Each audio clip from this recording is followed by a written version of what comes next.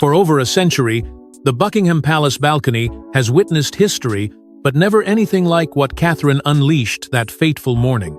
The atmosphere over London was nothing short of chilling. As the sun climbed reluctantly through a grey and heavy sky, a crowd of unprecedented size surged toward the palace gates, packing every inch of the square. They came not out of celebration, nor entirely out of duty, but because something about the air that day told them they couldn't afford to stay away. Something was about to break. Behind the thick walls of Buckingham Palace, royal aides scurried in frantic loops, their pale faces betraying what their clipped words refused to say. Whispers floated between them, each one sharper, darker than the last, as if the corridors themselves had overheard too much already. Speculation outside thickened like fog. Why was Catherine so insistent, so defiant, about addressing the nation personally from the balcony? Why had she rejected the traditional hall, the grand podium, even the company of the family? No official word came, but each passing minute swelled the tension in the square and inside the palace alike. And then, just as the clock struck the hour, another detail rattled through the crowd. Camilla was missing. Not a single glimpse of her from the palace windows, not a shadow behind a curtain, not even the faintest suggestion that she was there. Rumors ignited instantly. That she was ill, that she had fled, that she had been silenced. Nobody knew the truth, but everyone felt it inch closer with every breath. Then it happened.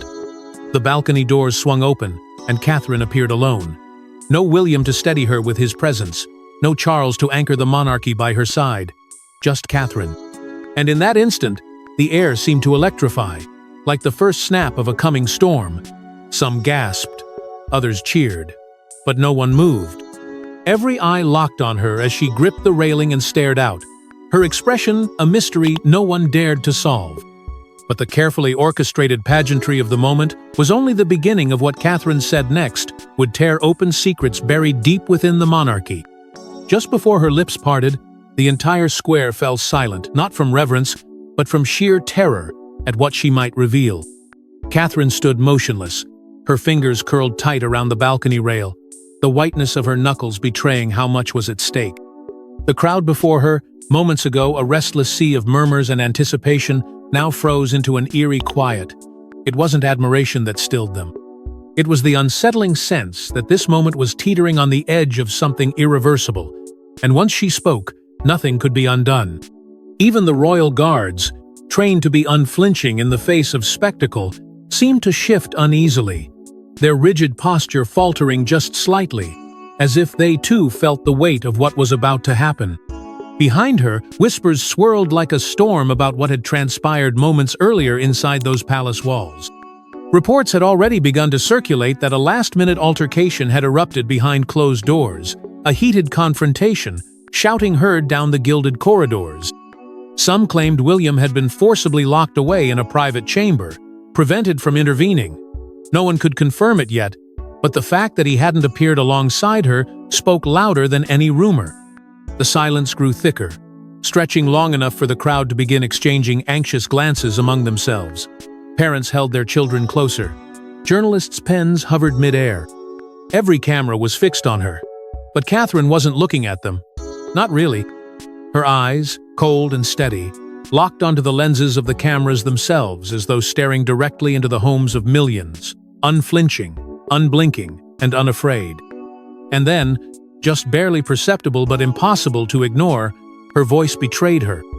That subtle tremor, an echo of both defiance and devastation, cracked the illusion of royal composure, revealing the emotional war raging beneath her poised exterior. In that tremble lay the story of a woman who had carried too much for too long, now ready to unleash it all before a stunned and unprepared world. And then, in words sharp as glass, Catherine began to dismantle the very image of the royal family before millions watching live. Catherine's opening line sent an audible gasp through the crowd as centuries of royal mystique shattered in real time. Her voice, though soft at first, carried an undeniable force, cutting through the heavy silence like a blade. "I cannot carry this lie any longer," she declared, her words hanging in the air like a storm about to break. The square, still brimming with thousands, seemed to shrink around her, as though the weight of her confession pulled everyone closer, trapping them in the enormity of what she was about to reveal. It was not the voice of a queen seeking approval, it was the voice of a woman cornered for too long, finally daring to speak. She began to recount the private battles she had fought behind the impenetrable walls of the palace since the day she became a Windsor. Each word she chose seemed designed to peel back the grandeur of her marriage, exposing the cracks that had been carefully hidden from public view. She spoke of nights alone, shut out of decisions that shaped her own life, and of being silenced whenever she dared to question the narrative that was being written for her. The betrayal she hinted at wasn't just from Camilla, though that wound was clearly fresh. She leveled her gaze and spoke of Charles himself, saying his betrayal had been the deepest cut, leaving the crowd to wonder what secret had passed between them that could leave her this broken yet this unflinching. But the true chill came when she spoke of a deal struck in the shadows, an agreement that forced her hand and chained her to a future she hadn't chosen. Her words became more cryptic now, leaving more questions than answers, yet their weight was undeniable. Whatever this deal had been, it had required her to sacrifice not just her dignity but her silence until this very day. And though she did not name names, she made it clear she had chosen to speak now only because of the mounting cost her children would one day have to pay for her silence. Her voice cracked slightly when she spoke of them, the only moment when the iron resolve seemed to falter, revealing the mother beneath the monarch. The audience could barely contain themselves, their reactions splitting the air, stunned silence, clashing against cries of support that rose and fell like waves. Some wept openly, others shouted her name, but no one looked away. Because in that moment, Catherine had stopped being just their queen, she had become their mirror, reflecting both their awe and their disillusionment back at them. But the most explosive part of her speech wasn't about what came next, aimed squarely at the very heart of the monarchy. For decades, the royal family cultivated an image of unity, but Catherine now exposed the grim pact that catapulted her to the throne. Her voice grew sharper now, her words deliberate, each syllable slicing through centuries of silence. She claimed that her ascension had not been born of Charles's abdication or passing, as the public had been led to believe. That story, she insisted, was a convenient fiction designed to shield the palace from the scandal that would erupt if the truth were known. Her rise was no accident, and it certainly was no simple inheritance. She revealed that a secret council, a shadowy assembly of advisors and loyalists, had chosen her over William, not because of love, or tradition, or merit, but for reasons no one dared explain to her face.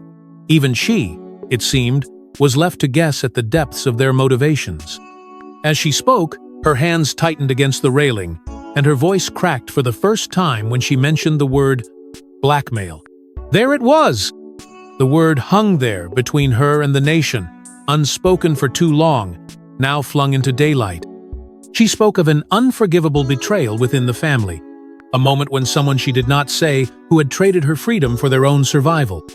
Whispers rippled through the crowd as she alluded to documents sealed by Queen Elizabeth herself, records she described only as the final proof of everything, buried somewhere in the vaults of the palace, hidden from the world. Her anger flared when she spoke of Camilla, whose long-standing vendetta, she claimed, nearly succeeded in derailing her rise entirely. With just a few barbed words, she painted the queen consort as a schemer who fought tooth and nail to keep her from ever wearing the crown, even when it was clear she had already won the silent war.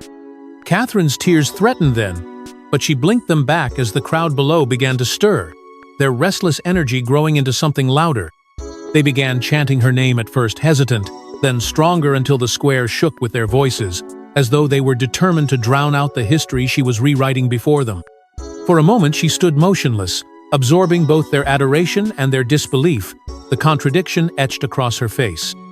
The mask she had worn for years now lay in tatters at her feet, and what stood in its place was no longer simply a queen, but something far more dangerous, someone who knew too much to be silenced.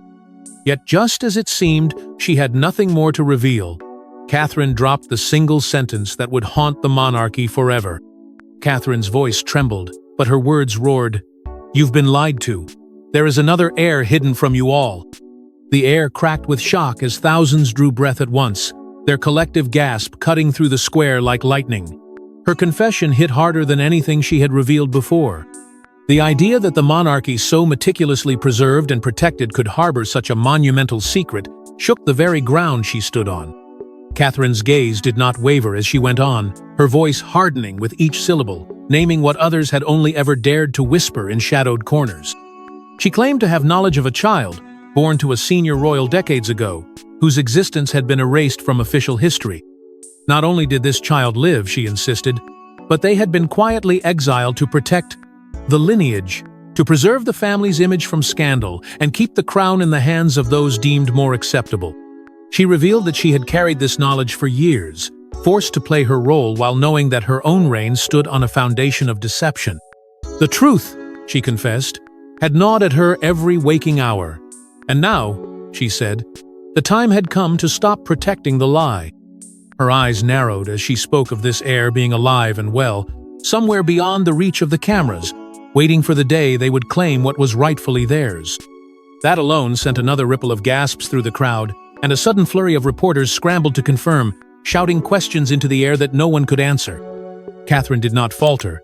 In fact, she leaned into the chaos, her voice rising above it to declare that her entire reign might only ever have been temporary, a placeholder, until the rightful heir surfaced. That sentence seemed to paralyze the crowd, freezing them in a haze of confusion and awe as they began to truly grasp what she was saying. She left no room for doubt about her intentions either. The moment they come forward, she vowed, her tone sharp and unyielding, I will step aside without hesitation. The crown belongs to them. It always did. Behind her, the palisades were visibly unraveling, their faces pale, some whispering frantically, others frozen in stunned silence. Even the most stoic staff members betrayed panic, unable to mask the realization that Catherine had upended everything. It was no longer just her battle now, it was a reckoning for the entire royal machine. Yet the storm she had summoned was not finished. Her next move would not only silence the square but plunge the entire palace into chaos, leaving even her harshest critics breathless and unprepared for what was to come. In a single, breathtaking gesture, Catherine removed the crown from her head and let it fall echoing like thunder on the stone balcony. The square seemed to gasp as one, their collective breath swallowed by the impossible sight before them. Catherine's hands shook as they reached for the crown, her composure cracking just enough for everyone to see the storm raging beneath her surface. It was not weakness but defiance that moved her now, a fierce rebellion against everything the monarchy demanded she endure. Her fingers gripped the ornate metal as though it burned her, yet she held on long enough for the weight of her next move to settle over the crowd like a dark cloud. With a sudden, decisive motion, she set the crown down, not delicately but with a force that reverberated through the rail beneath it. The sound rang out, a sharp punctuation to her silence, and the square erupted into chaos. Cries and shouts intertwined with stunned silence, the crowd torn between disbelief and exhilaration at what they were witnessing. It was more than a gesture. It was a declaration of a rupture in the performance that had kept this family untouchable for centuries. The royal ranks behind her faltered visibly. Murmurs rippled among the aides and advisors, their expressions a tangled mess of confusion and horror. Even the most seasoned officials seemed unsure whether to rush forward or remain rooted in place, paralyzed by the audacity of what she'd just done. Reporters wasted no time, their voices rising above the roar, speculating in real time whether this was a symbolic abdication or the final, unrepentant act of defiance from a queen who had finally had enough. A few palace officials did eventually inch closer, their steps hesitant, but before they could intervene, Catherine raised her hand in a sharp, commanding motion that froze them where they stood. Her authority, even now, was impossible to deny. She stood tall and unwavering as she spoke again, her voice steady though the faintest tremor still clung to it. "I will not wear this crown," she declared, her words slicing through the din, "until the truth is acknowledged by all of you, by this palace, and by history itself." That single sentence carried more weight than the crown itself ever could. The crowd erupted once more, their cries fierce and unrestrained as Catherine's eyes swept across them, not seeking approval, but demanding recognition of the stand she had just taken. With her final words hanging heavy in the air, Catherine turned and walked inside, but the fury she unleashed was only just beginning. While Catherine vanished from sight, the palace itself became a battlefield, family members clashing in screams behind gilded doors. The sound of the crowd outside was replaced with something far more brutal within. Raw, unrestrained fury echoing through marble corridors that were meant to conceal everything. Reports began pouring out almost immediately of a shouting match between William and Charles, so loud and venomous that aides fled the hallways rather than risk hearing what no one was ever supposed to hear. William's voice, usually measured and calm, was said to shake the very walls as he demanded to know how this had been allowed to happen, how his wife had been pushed so far, so ruthlessly, that she felt the only way to be heard was to set the monarchy ablaze in front of the world. Charles, cornered and furious himself, reportedly struck back with accusations of betrayal, calling William complicit in Catherine's spectacle. The exchange was not just anger but desperation, each word sharper and more dangerous than the last, as the two men fought not just for their reputations but for the crumbling authority of the crown itself. And then came the reports about Camilla. After hearing the full scope of Catherine's accusations, she allegedly collapsed into a chair in her private chambers, unable to stand under the weight of what had just been laid bare before millions. Palace medics rushed to her side while whispers swirled of her being quietly removed from public view entirely. But even as she was tended to, the cracks deepened. The loyalty of the court fractured overnight. Some backed Catherine's boldness, seeing her as the only one brave enough to speak truths they had all been too terrified to name. Others branded her reckless, calling for her immediate removal before her rebellion could spread beyond the gates. Meanwhile, the palace itself became a fortress. Security was tightened with brutal efficiency. Phones were confiscated, doors locked, guards doubled at every entrance. The fear was no longer about Catherine's speech alone, but about what else might leak now that she had broken the first seal. The risk of betrayal was everywhere. Aides who once pledged loyalty to the crown were suspected of harboring her secrets, and every whispered conversation carried the sting of treason. Then came the most telling sign of the collapse. Catherine's own closest aides, those who had stood beside her for years, were said to resign quietly in the hours that followed, terrified they would be swept up in the fury now gripping the palace. And as if to confirm that the unraveling was complete, grainy footage began to circulate, showing Camilla being escorted out of Buckingham Palace in the dead of night, her face pale and eyes glassy, visibly distraught as she disappeared into waiting cars. But even as the royal family unraveled, Catherine's next appearance would make it clear she wasn't finished exposing the truth. Just when everyone believed she had been silenced, Catherine stepped back onto the balcony stronger, prouder, and more dangerous than ever. The hush that settled over the crowd as she emerged for a second time was not born of shock alone, but of something deeper, a collective awareness that they were witnessing a turning point in history.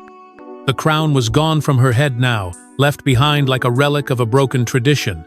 Yet her defiance was more radiant than any jewel could ever be. This was no longer the queen they thought they knew. This was a woman who had cast off the weight of centuries and decided to stand for something far greater than the throne itself. Her eyes swept the square, the crowd almost vibrating with anticipation. Before she spoke, her voice sharper now, yet steadier, as though each word had been forged in fire. "I have returned," she began, "not because they allowed it, but because this is where I belong." The cheers that followed were deafening, but she raised her hand, and silence returned as quickly as it had broken. "You've seen what they tried to bury," she continued. "Now you know what they fear. I vowed on my wedding day to serve this nation. Tonight, I vow to protect it, from itself if I must." Her words cut through the carefully worded statements the palace had begun releasing just moments before, their hollow reassurances drowned entirely by the crowd's roaring approval. Catherine pressed on, her gaze fierce and unwavering. "I will lead with honesty," she declared, her tone bold and unyielding. Or not at all. It was not a threat. It was a promise, a line drawn in the sand that even the most loyal courtiers could not ignore. As the crowd erupted into cheers once more, their cries grew louder, overpowering any attempt by the palace to wrestle back control of the narrative. Chants of her name rolled like thunder through the square, each one striking the palace walls and rattling the fragile illusion of unity still clinging to the monarchy. And then, as though to cement her defiance, Catherine hinted at more revelations to come, telling them she held documents sealed, hidden, damning that she would not hesitate to release if the truth continued to be denied. That single admission sent ripples of nervous energy through the onlookers and, no doubt, into the very heart of the palace itself. As she closed, her voice softened, but the fire in it never dimmed. "You deserve the truth," she told the people, her hand resting over her heart. "And you will have it not from whispers, but from me. But I cannot do this alone. Demand the answers with me. Stand with me." The crowd exploded into applause, their cheers echoing into the night like a battle cry, while Catherine stood unmoving, soaking in their defiance as her own. But even as the cheers echoed into the night, whispers of an emergency royal meeting hinted at a final confrontation looming in the shadows. What Catherine unleashed on that balcony was not just a speech, it was a revolution that cracked the royal facade forever. The day's events had begun as spectacle, but they ended as something far darker, far more consequential than anyone dared imagine. From the first chilling silence that fell over the crowd when she emerged alone, to the storm of gasps and chants that followed her accusations, every moment had peeled away another layer of the monarchy's illusion. The emotional highs came like waves, each revelation sharper, more personal, more destructive than the last.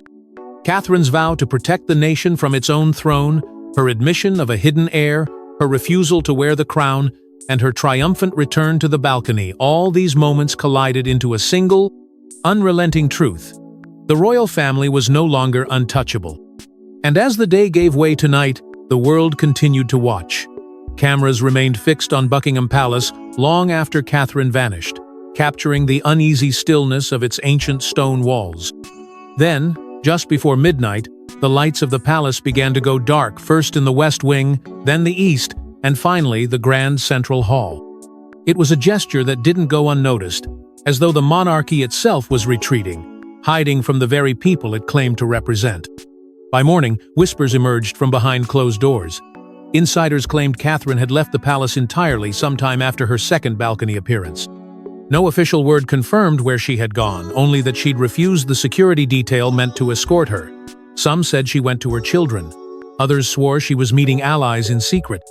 But the mystery of her disappearance only made her seem more powerful, her absence a statement louder than her words. Questions began swirling about William's role in all of it. Would he stand by his wife, or would he take the throne from her in a bid to restore order? Some insiders whispered he had already been pressured to denounce her, while others insisted he was as divided as the rest of the family, trapped between love and loyalty, truth and duty. The answer remained as shadowed as the halls of the palace that night. Yet outside those gates, public sentiment was no longer divided. If anything, it surged in her favor with each passing hour. The square, though emptier now, still hummed with her name. People spoke of her not just as a queen, but as a martyr, a warrior, a mother who dared to confront the crown itself. Despite the growing uncertainty, one thing had become clear to the nation. She had given them a voice, and they would not forget. As dawn neared, the final camera pans to the balcony, empty now, the stones still echoing with the weight of Catherine's words. The monarchy stood on a knife's edge, and its future had never felt more uncertain. And though the night swallowed Buckingham Palace in silence, one truth remained: the monarchy would never be the same again. Thanks for watching.